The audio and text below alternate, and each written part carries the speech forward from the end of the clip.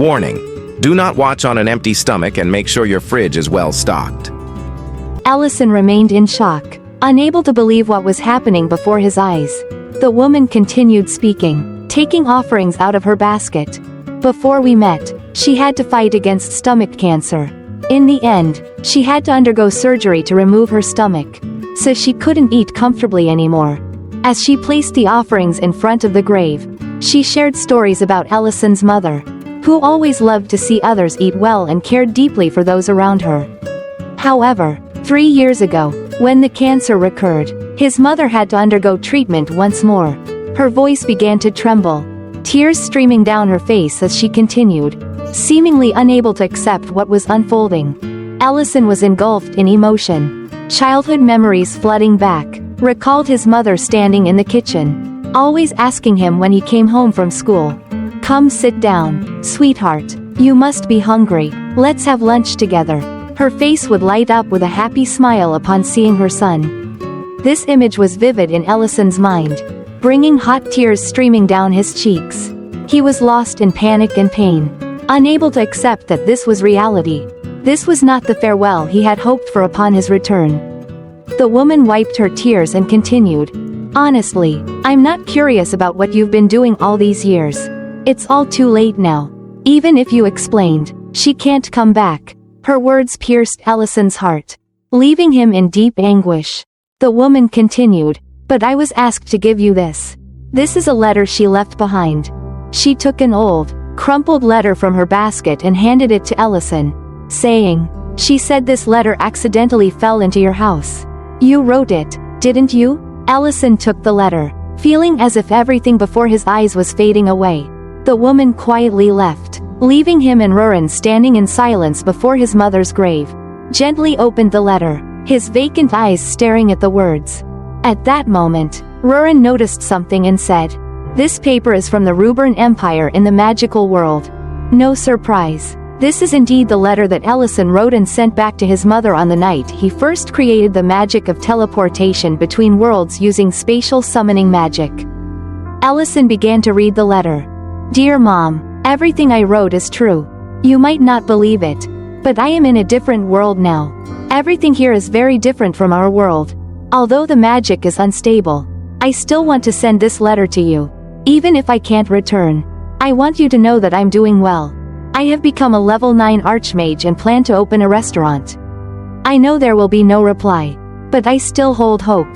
After all, you have already responded. I believe you will open a restaurant, right? My son is now a level 9 Archmage. When you open the restaurant, you will definitely invite me to come. Love, Mom." Ellison sank to his knees, tears streaming down his face. Soaking the letter, he realized how foolish he had been. After absorbing the ancient stone of the Dragon Clan and being able to use summoning magic, why hadn't he immediately looked for the letters he had sent to his mother? Or at least sent another letter? He was engulfed in despair, kneeling at his mother's grave, his tears filled with regret. Ruren didn't know how to comfort him, so she quietly embraced Ellison, kneeling beside him. The scene shifted to the magical world. The Archmage's restaurant was bustling with activity. Laughter and chatter filled the air, and a long line of customers awaited to enjoy the food. "This is delicious. I'll have another portion." Positive feedback echoed continuously. In the kitchen, even though everyone was tired, they were full of energy. Linte had created an incredibly tasty and visually appealing stew, combining meat and vegetables. Red Dragon, Serena and Healer Mage Elena were excited because their fire magic had helped create wonderful dishes. They felt proud of their achievements. Mr. Ment opened the lid of the soup pot, his eyes thoughtful, but the corners of his mouth curved into a smile. "Now we don't have to worry about the customers anymore. We just need to wait for Boss Ellison to return." Back in the modern world, one night had passed, and dawn had broken. Ellison and Ruren were still sitting there. He rested his face in his hands, silent. At that moment, Ruren spoke up. "You need to eat something. If not, your health will." "I'm sorry, Ruren. Actually, I lied. If you don't want to be here, I'll take you back," Ellison said, his voice low and sorrowful. This statement shocked Ruren. but she gradually calmed down. Ellison continued, "It's been 15 years. My mom only has me. So, no matter what you say, I've decided to stay here. But right now, I have nothing left." Rurin gently placed her small hand on Ellison's arm, speaking to comfort him. "Do you really feel like you have nothing left? When we were on that ship, you asked me how I would feel living in this world. From the beginning, I had no intention of rejecting your offer."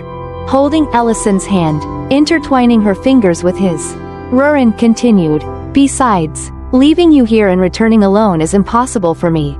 If you want, I will stay here with you forever." After saying that, Rurin's face suddenly turned rosy. Her love for Ellison had always been steadfast. No matter what he did, Rurin would always stand by him and support him, regardless of the dangers. In Rurin's eyes, thoughts, and soul, there was only Ellison, her only love. At that moment, Rurin asked further, "But what about the others?" This question touched on Ellison's deep emotions, causing him to pause and remember something. The scene shifted back to the magical world. Everyone was still in a panic over Ellison's disappearance. The young lord, Ellison's unofficial disciple, anxiously asked the guard about his master's whereabouts. The Baron and Baroness also expressed their concern, as they hadn't had a chance to thank Ellison for his help. News continued to spread to the construction site of Rurin's territory.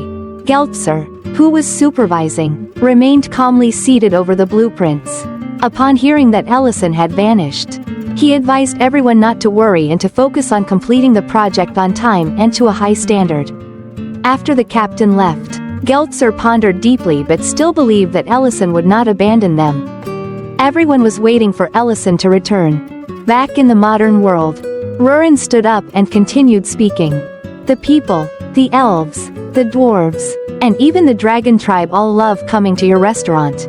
And yet you say you have nothing left?" With bright eyes and a radiant smile under the morning sun, Rurin turned to look at Ellison and continued, "Nothing you do is meaningless. So, do you think 15 years in that world isn't enough reason for you to come back?" Hearing these words, Ellison remained pensive and silent. But eventually, he spoke up. "Do you think my mother would believe what I wrote in that letter?" Rurin smiled confidently and replied, "Of course. I've never seen parents who doubt their children." Then, she happily took Ellison's hand, pulling him to his feet, and said, "Let's go, back to where we belong." The scene shifted to the city center. Ellison's neighbor was walking down the street, worried about his disappearance. 2 days had passed, but there was still no sign of Ellison. She wondered if her earlier harsh words had driven him away. She recalled the stories that Ellison's mother had told her about her son being a level 9 Archmage, stories that seemed absurd, like something out of a sci-fi novel or an online manga. As she was lost in thought, a voice called out to her. Ellison appeared right in front of her, carrying a large bag and wearing the attire of an Archmage.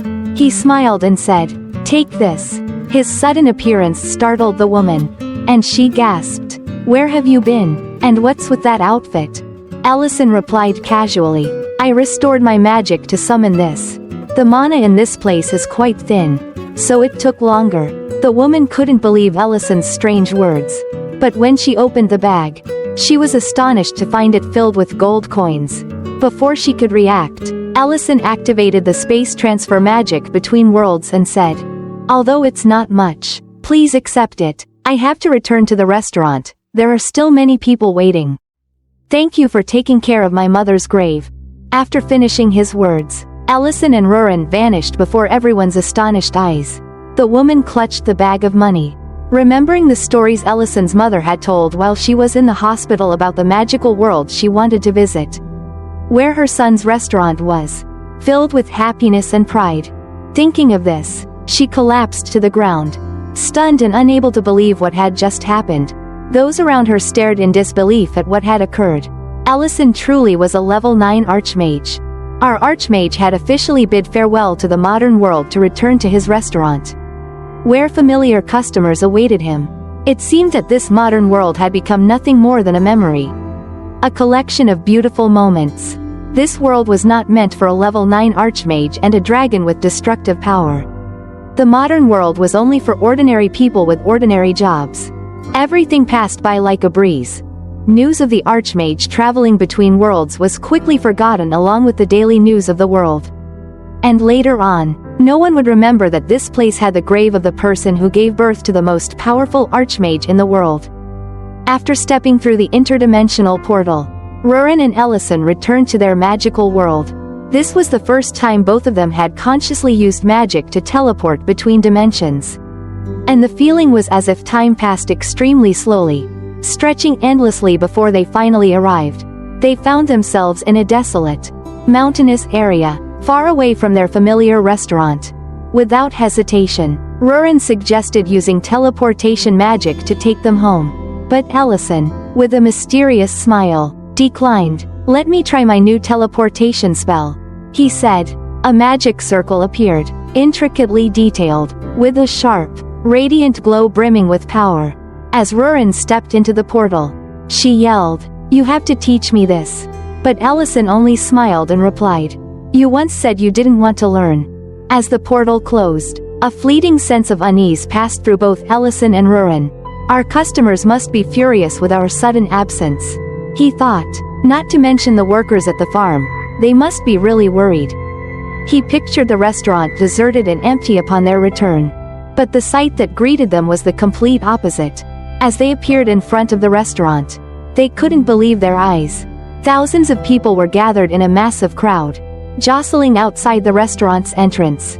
A colossal statue of Ellison towered in front of the restaurant, standing like a monument to a legendary hero.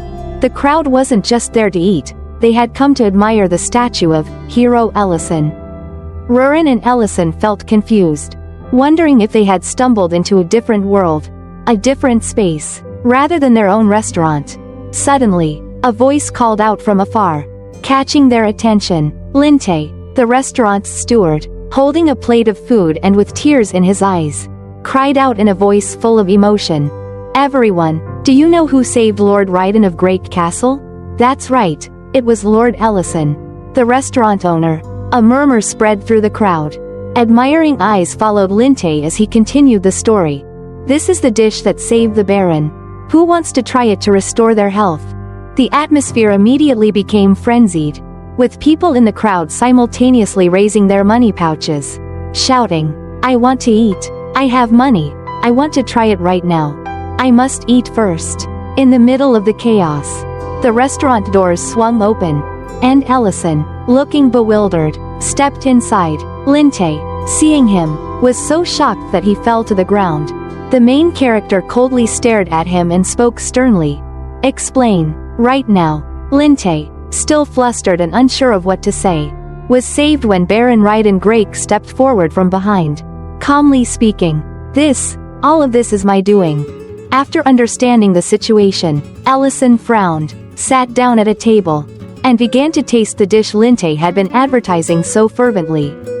The dish was simply meat boiled in water, but it tasted decent. However, to say it was truly delicious would be an overstatement, though it seemed that cooking suited Linte more than working on the farm. After finishing the meal, Ellison slowly acknowledged his mistake for being gone for so long and didn't reprimand Linte for what had happened.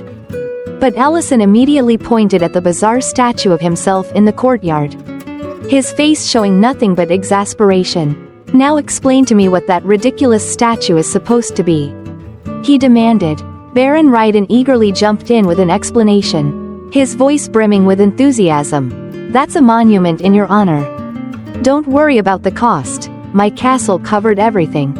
Ellison squinted, clearly unimpressed. "I'm not concerned about the cost.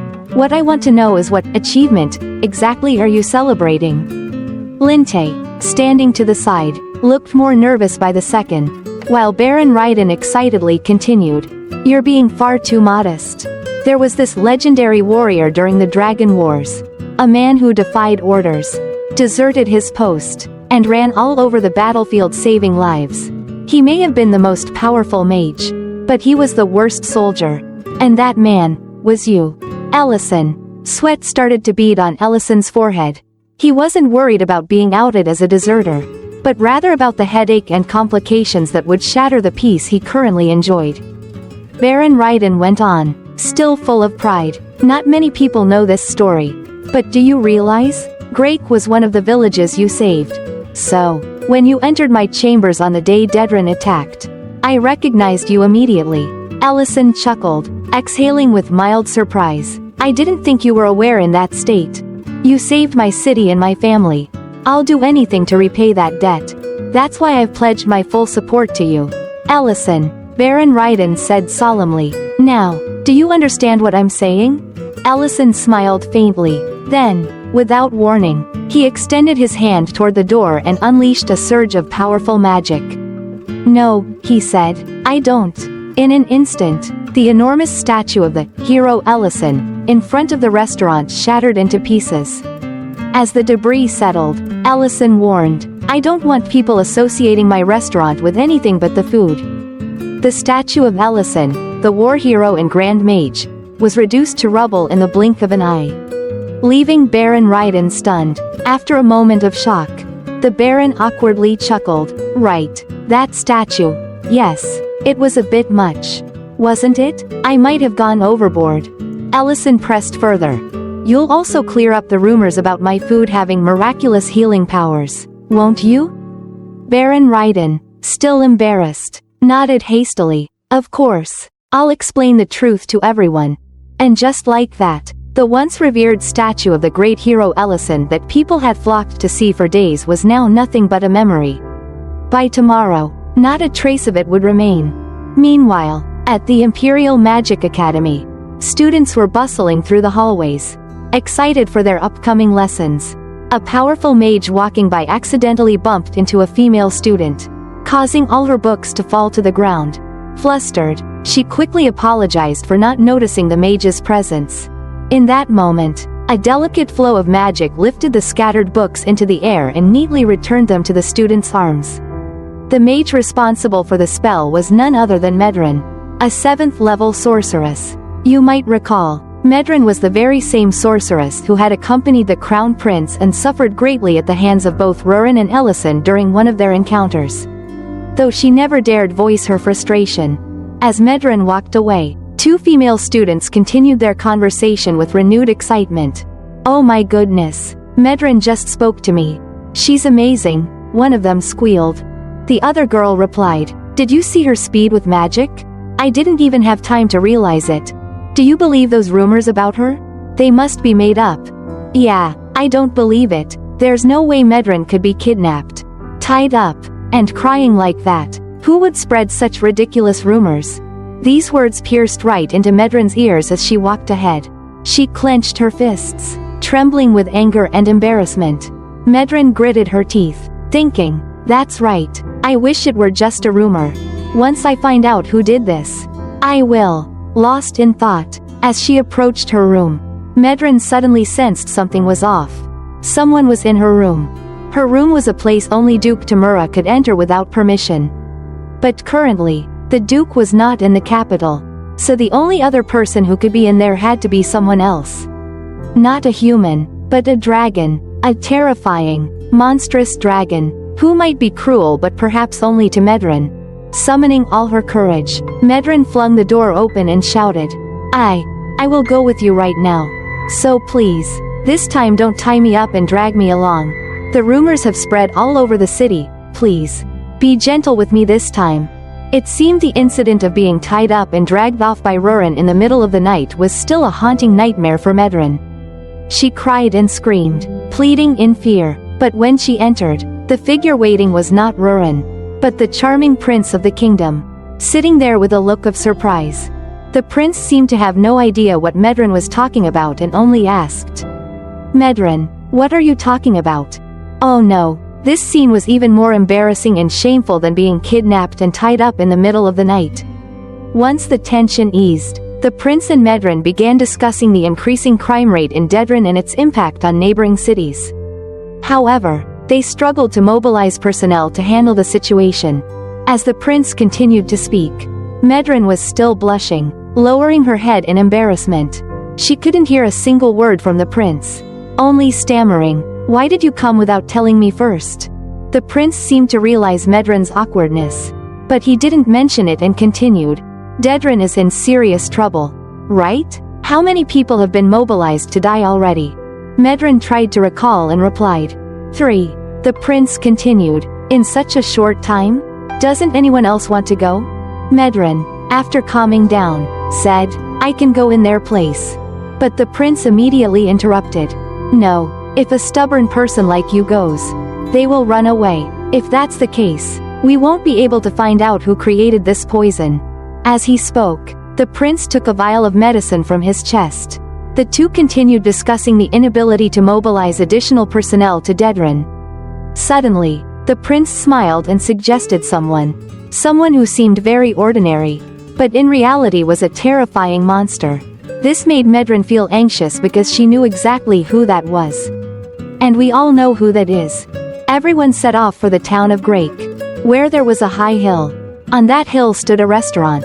And inside that restaurant, a great archmage was happily serving dishes and chatting with his customers. In the restaurant of the great mage, Ellison was bustling about, preparing a seemingly mouth-watering dish, wuba fried rice, which is actually beef, folks. Fresh wasabi was being grated, and this natural wasabi was anything but cheap. Afterward, the dish was garnished and placed into 3 bowls. 3 servings of wuba fried rice were ready. Ellison handed them to Rurin, instructing her to serve them to the customers. When the food was placed before the red dragon Serena, all she saw was a bowl of plain white rice with a bit of scallion sprinkled on top. But there was no meat in sight. Serena, bewildered, asked, "Where's the meat?" Rurin replied curtly, "The rice bowl is just like this," all while still chomping away herself. The 2 dragons began growling, quarreling with each other. "Are you trying to trick me? Just eat it, you're getting too mouthy." It seemed that Rurin had already devoured all the meat before delivering the dish to Serena. Meanwhile, at the next table, the Duchess of Grake was delicately savoring her wuba fried rice. From the look on her face, everyone could tell just how delicious the dish was. After tasting it, she turned to Ellison and asked, "Has Diran been coming here on his own frequently?" Ellison cheerfully responded, "He's a regular at our place. Still as flustered as ever." It appeared that the Baroness was still trying to explain and apologize for previous events. But Ellison, long accustomed to this, simply said, "There's no need to bring that up anymore. The Baron has already explained everything each time he's visited." The conversation was interrupted as 2 unfamiliar diners entered the restaurant and inquired about dessert. Another customer chimed in, "I'll take 2 more of that dish." With a quick glance, Ellison immediately recognized who these 2 guests were and calmly responded, "All right, give me a moment." 2 more servings of wuba fried rice were swiftly served. The blonde guest took the first spoonful, and after tasting it, both diners were astonished by the dish's flavor. Ellison, however, was not surprised at all and simply asked, "Why are you so shocked? You're not the type to be easily impressed." This question made the blonde guest freeze, trying to mask his embarrassment. He responded, "So, you've recognized me, huh? But I'm in disguise." The guest beside him also chimed in. Nothing gets past Ellison. These 2 guests were none other than Crown Prince Leon and the great mage Medrin. Ellison shouted, "What kind of disguise is this?" Medrin tried to defend herself. "But the lady at the table next to us didn't recognize me." "Of course not. How could she when she's too busy enjoying the amazing food?" The story continued as Ellison asked why everyone had to be in disguise. The Crown Prince calmly explained that there were 2 reasons. First, they wanted to enjoy the delicious food here. And second, it was about the poison they had with them. A poison capable of destroying the human brain. This was the same poison that had left Count Raiden Grake bedridden for years. It seemed that this poison was spreading throughout the empire. And as it ravaged the land, a miracle had occurred. The Baron of Grake had awakened. Not everyone was so fortunate, as this poison was extremely difficult to detect, leaving no trace on its victims. As the Crown Prince was explaining this, the restaurant door was suddenly kicked open, and 2 robbers burst in. "Hand over all the money and food." Where did these 2 even come from? Robbing this restaurant was like walking into a police station and demanding money from the officers. The robbers' shout left the Baroness gasping in shock. "Oh no. Robbers." Even the 2 dragons, who had been fighting, froze in place, clearly just as scared. For those of you watching this video, do you see everyone in the restaurant? From Ellison to the Crown Prince, wide-eyed and seemingly terrified? I, myself, felt really scared too. Yes, I was very worried for those poor, unfortunate robbers. But there was one person who wasn't scared at all, and that was Medrin. With a surge of powerful magic, she stood up and easily crushed the two robbers. While they begged for mercy, Medrin sat on the back of one, placed a foot on the other, and declared, "Tremble in fear, I am the only 7th-tier mage in the Empire." While Medrin was proudly gloating over her domination of the two unfortunate worms.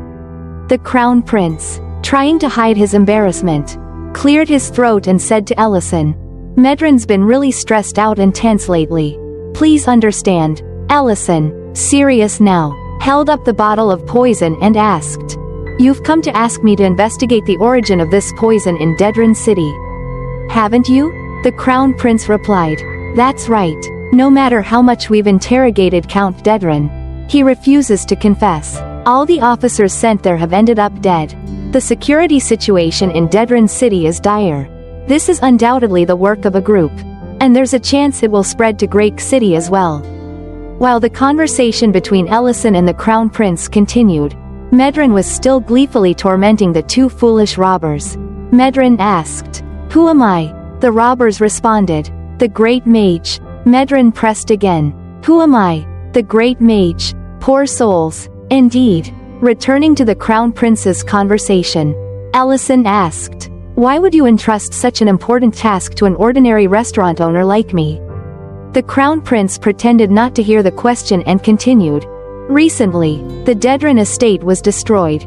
I wonder who would use magic in such a reckless way. Do you think anyone should be held accountable for that?" It seems the Crown Prince was subtly referring to the incident where Ellison had destroyed the entire Dedrin castle, turning it into a firework display the last time.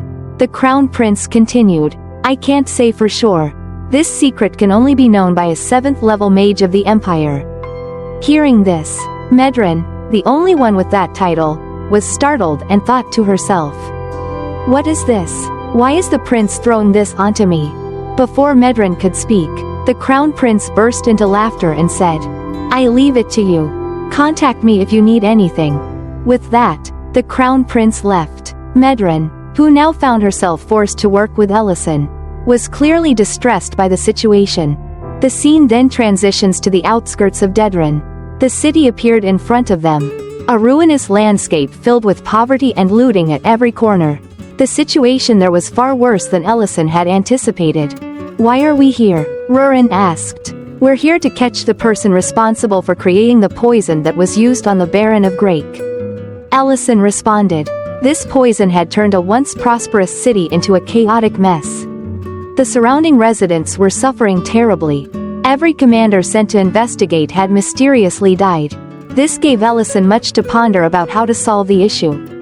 After a moment of reflection, he formulated a plan and quietly discussed it with Rurin as they continued to walk into the city. However, Ellison worried that Rurin might be uncomfortable with the plan, so he hesitated to reveal it immediately.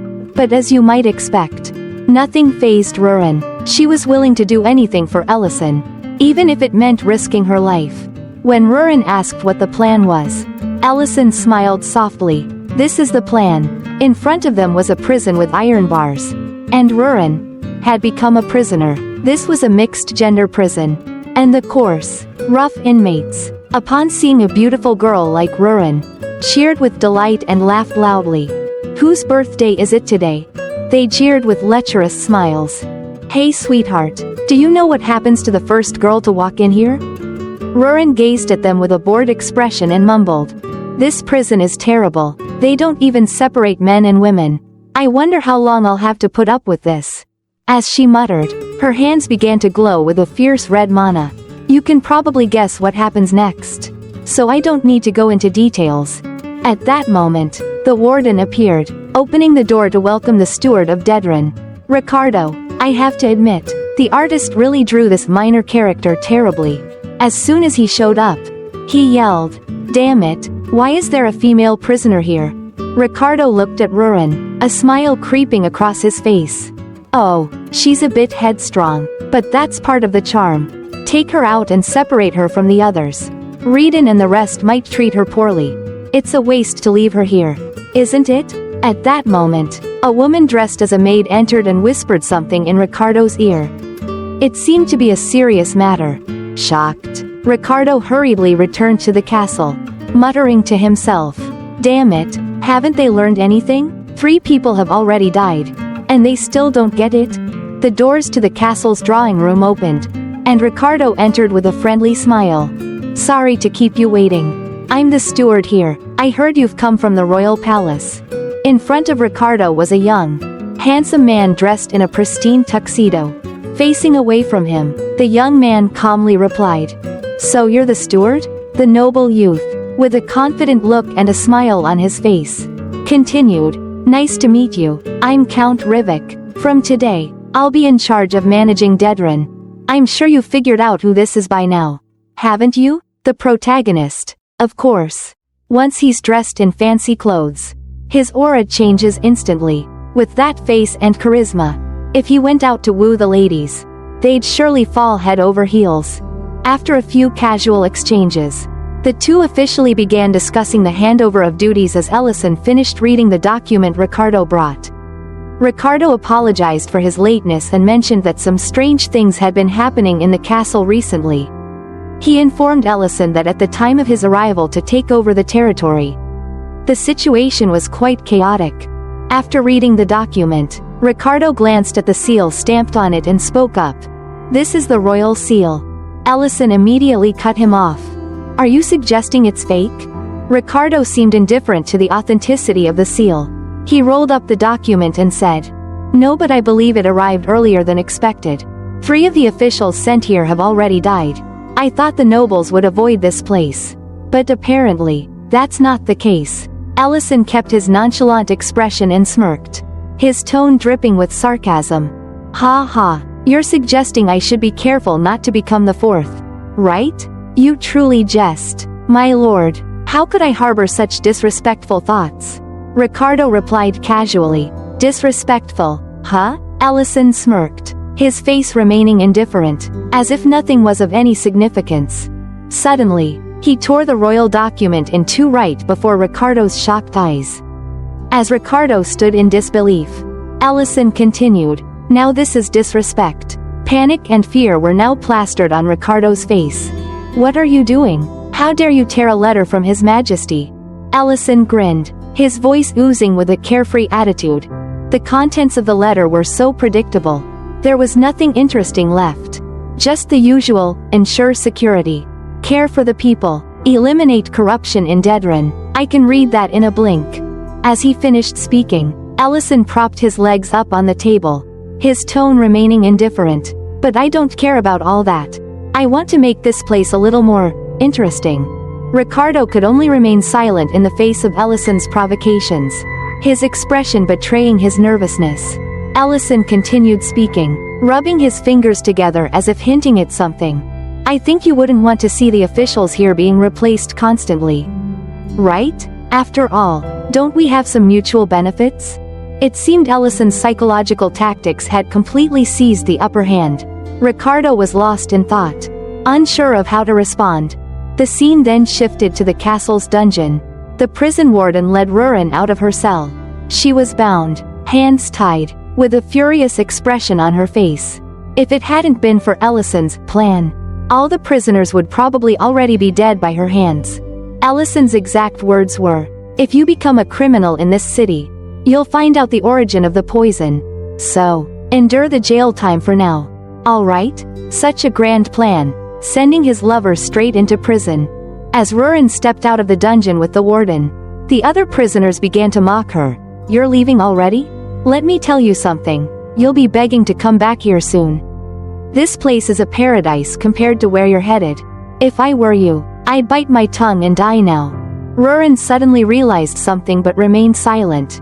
The warden shouted angrily, "Shut up, Ricardo." Observing from a distance, was lost in thought. The newly arrived Count Ellison seemed different from the gentle officials that had come before. He couldn't keep killing every official sent here, as it was too dangerous. But for someone as opportunistic as Ricardo, Ellison might actually be a suitable ally.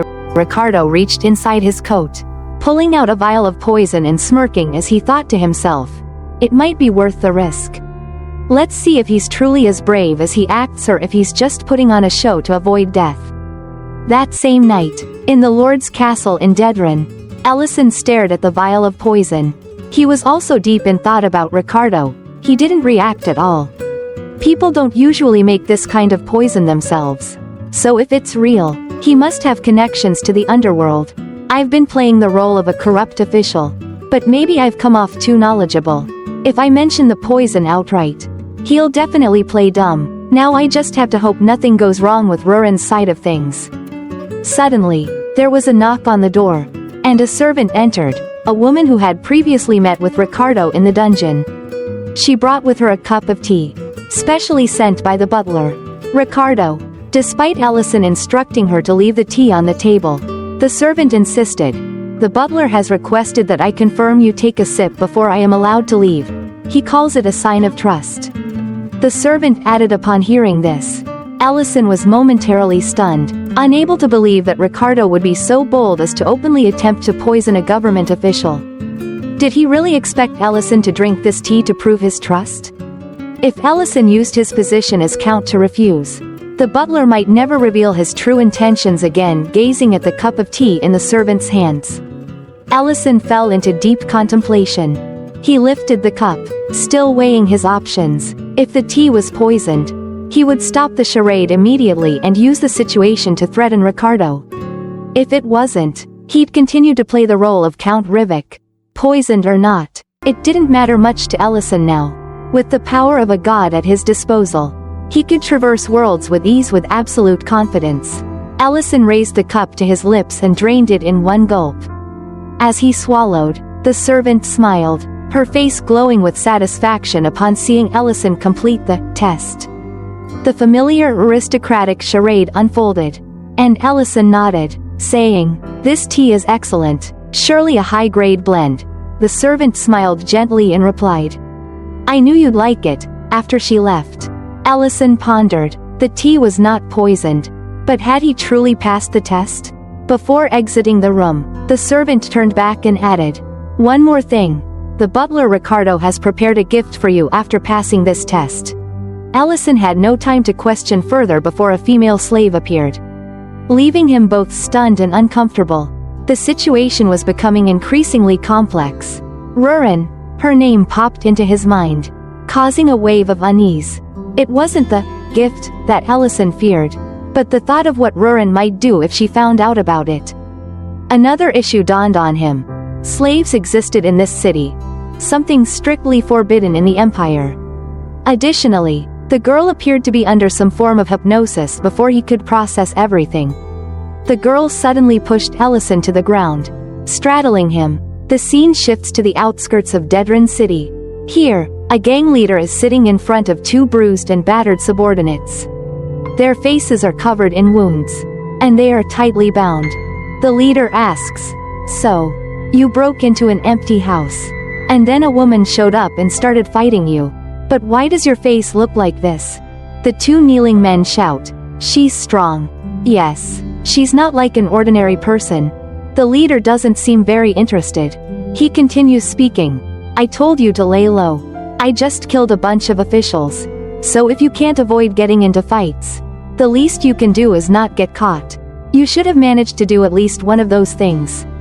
He then turns to the guard beside him, "Venarto, take them to the training room." Upon hearing this, the two injured men kneeling on the ground are utterly shocked and begin begging for mercy. Meanwhile, the guard, Venarto, casually drags them away, ignoring their tearful pleas for one last chance. As if remembering something, the guard adds, "Lord Ricardo wants another slave." At this point, we learn the leader's name is Reedon, a human trafficker managing the slave trade in Dedran City. It's still unclear if this character is powerful, or if he's a minior character or just a minior character of a minior character. Upon hearing Ricardo's request, Reedon coldly responds, "Doesn't that guy ever get tired? He should know his place." As he spoke, Reedon thought to himself, attracting more attention could be dangerous. Should I just take care of him now? But then, recalling something, Reedon thinks, Ricardo just sent a prisoner today, a female prisoner. And she's charged with assault. After thinking about the assault charge, it seems that the person who defeated Reedon's men is likely this female prisoner, who is currently in the sorting area. The scene shifts to the prisoner sorting area, where Rurin is standing. Everyone is lining up, waiting to be sorted into the area where they will be assigned. She is surprised because slavery is illegal in this empire. Yet there's a large-scale human trafficking operation going on here. This is certainly unusual. After being assigned to a private cell, Rurin is unsure if the people here are connected to the ones who manufactured the poison. She wants to speak to Ellison about what she has seen, so she casts a spatial magic spell to communicate. Ellison, can you hear me? This is bigger than we thought. As Rurin whispers into the space magic circle, she suddenly freezes at the sight before her. Ellison lying on the floor with a girl, seemingly under a spell, sitting on top of him, with a terrified look on his face. Ellison exclaims, "It's a misunderstanding. It's just a misunderstanding." On the other side, Rurin, with a cold, emotionless expression, asks, "A misunderstanding, you say?" Before Ellison can respond, the slave girl speaks again, causing Ellison to break out in a cold sweat. "Master, please give me an order." Glancing at the girl and then back at Rurin, Ellison stammers, Whatever you're thinking, it's all a misunderstanding." But of course, Rurin is someone who understands things well, so her hands have already transformed into dragon claws. The chains on her hands instantly shattered. Her eyes turned into those of a dragon, and she began growling. "You know what I'm thinking, don't you? It seems this time, our protagonist might not make it out alive."